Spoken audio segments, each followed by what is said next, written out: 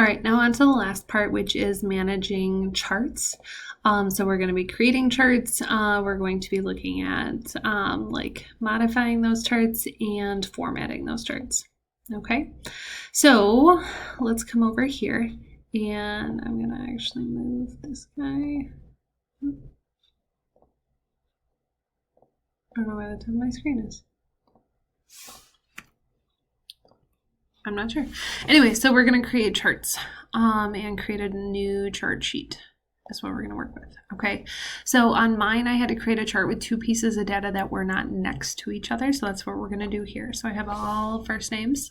I'm going to hold down Control and I'm going to select the percentages that you guys earned. In here, I can insert a chart.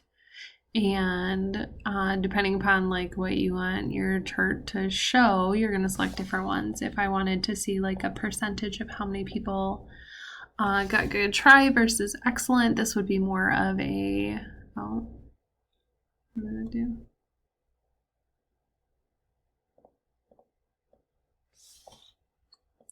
A pie chart situation. Why is it coming up with mark? I don't know. Anyways, we want to look at this and percentages. So a clustered column chart is one that I had to make, so that's where we're going to do. So select the first group, hold down Control, select the second group. If there are titles, you can also select those, but mine don't have them. And then from here, I'm going to get chart design and format up here, but only when I'm on my chart itself. But we want to move the chart. So this was also something I had to do, and I had to give it a specific name. Student percentages, whatever it tells you to put it as, and that moves it into a whole new area. Whole new sheet down at the bottom that we can see, move, rearrange, whatever we need to do. So that takes care of that. Add data series to chart. So maybe you missed somebody. We can adjust that.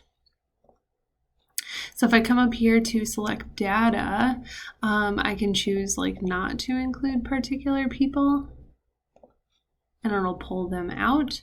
I can also add them back in here. I can go to edit and I can move these around and drag and add more people. To this. Okay, so I'm going to leave it right here with these ones.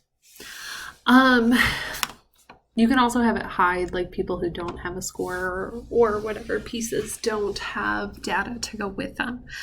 Another thing that I had to do in mine was to switch the row and column data. What it told me to do was swap the data over the axis. And we can see that right here. But the question specifically said swap the data over the axis. So it didn't say switch row and column, and I had to know what that meant. Otherwise, search bar can also get you to the same spot as well.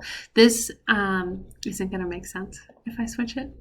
So I'm just going to leave it here, but that's how you do that. And modifying chart elements.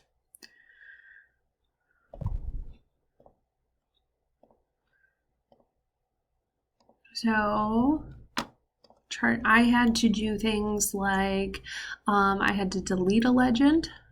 So there's a legend in here right now. I had to delete the legend. I had to change access title. So I had to change the primary vertical access title. Total percentage. And it told me what to title it as for that. But those chart elements are right here, and you can modify them very easily by simply clicking on them. I also had to put in data labels on mine, and I had to do this. Okay, I had no idea what this was. You guys, I skipped it. I came back to it. It's the only one that I did that with. Like, it was driving me crazy what the heck a data table was. So all I had to do was come up here and type in data table. Oh, and mine actually popped up right here when I was taking my test. I don't know why it's not right now, but yeah, it came up, and then I was like, oh, no legend keys. Like it said, do something with the data table, no legend keys. So,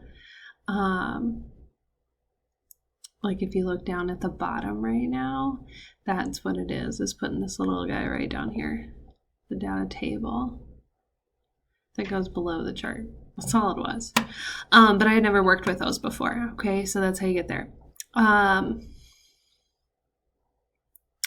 Apply chart styles, chart layouts, add alternative text, and that is it. Those are the last three things, okay? So overall chart layouts are these quick ones. You can just hover over them to get some different ones. I didn't have to do these on my test, but that doesn't mean you won't. I forgot what was next. Oh, chart styles. That's these guys right here in the middle. It will tell you exactly which one it wants you to use, or if it wants you to change the color palette. I had to do something with color palette too on mine, which on this particular chart means nothing, but you'll see that on yours. And then last thing I had to do was add alternative text. So alt text to get it to show up right here. That just makes it in here it now says, how would you describe this object and its contents to someone who is blind? It will tell you exactly what to type in. Range.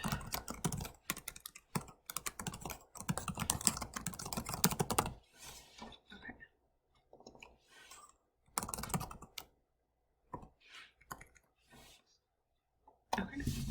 You can copy and paste, or you can type it in. Just make sure that if you type it in, that it is exactly what it is. Okay, you're not pressing enter, you're not doing anything. It just automatically shows up there when you are selected on your chart. Okay, so alt text is on like every single test now. They put it in Word and PowerPoint and Excel. They want you to know how to do that for some reason. So let me know if you guys got questions. Otherwise, that's it. Okay, that's it. That's all you need to know for Wednesday. Take a look at my slides, see what steps I had to do. I didn't explain them word for word. I don't have that sort of memory, but just generally what those questions asked. So good luck. I know you will do well.